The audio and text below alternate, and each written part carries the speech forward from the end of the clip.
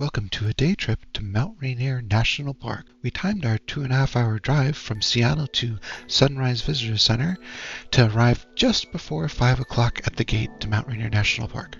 You don't need a time reservation at past 5 p.m., so we were able to get in along with several other cars to get an evening hike in. Since it was July in the Pacific Northwest, we didn't have clear sunny skies, but we had enough sun so that we could see our way up. The round-trip hike from the Visitor Center parking lot to Mount Fremont Lookout is just under 6 miles and a little over 1,200 feet in elevation gain. It was late enough in the day that by the time we got to the lookout, the clouds had rolled in and it was starting to get dark on the way down, so we didn't record anything on the way back.